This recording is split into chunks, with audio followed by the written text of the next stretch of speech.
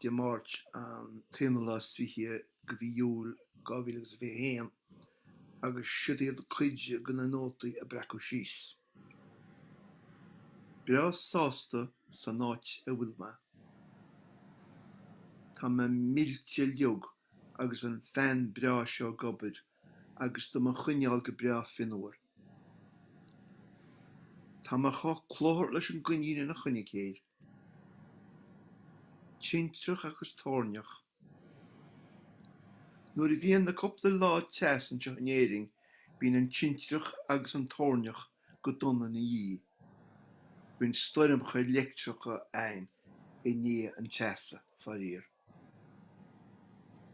Coisleán álóin dianta samod, dó go talha le linn ceann go na stoirmcha sin, na céta bliana hain. Agus tóigiú le clocha in íisina. Ní bhíon teiripóirí cainte ar fáil go na gasúir ghaeltachta a mion feiban Jacob. Ní bhíon an chabhar ar fáil na deanga héin farír. Neamart cólasach atá an. An chéim máistear. Tá tá goite go mór a bhaim orm. Nar lagi díochú. Is úr dócha sí bail ó dhéarthe. Tá sé thar céine diog. Tá sé firan. Tá sé buinean. Crón ó gréine. Tá tá báníach. An eil sé chrecin. Lealáh. Nís cuitianta.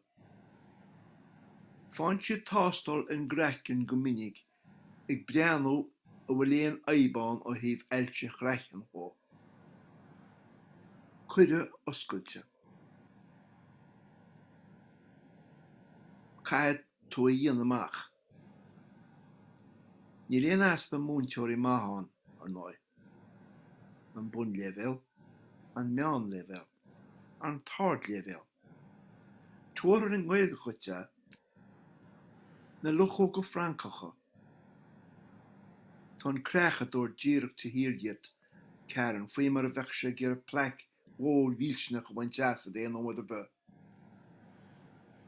Lethúil, gach lá, go lethúil. Agus an seo sin éiring tá seachtó faoin géad gon daoin ra vexí ní henis, éirín méid ó wadní sábhailte inis. Ní cín línte. Tá testas vexí ní am héin agus ag ma bhean. Tá muid an ná an taistil gan síanta inis. Ach, chóla me nach tugan na stáit éantaí aitheantas don AstraZeneca farír. Agus ní hiicim sin a chorba. Ach má bhíon fíorasort éiríonn tú fuar cé go mbíonn tú chrális. An chuid is mó gon lá. Sin fíoras go huasach. An gael na gailte. Teach an gael, teach na gailte. Báthoma. Séna an gaeilge. An sean litrú. Agus eistrachan béarla a ringe pára go luire héingo. Bei se vanaan an leagan gaeilge gomriscar an leagan gaeilge léamh agus mar a digan tú chudarúd bei tú an an féchaintir an leagan béarla.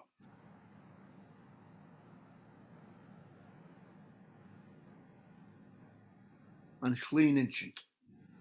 An chlín inchint gomriscar. An chlín inchint.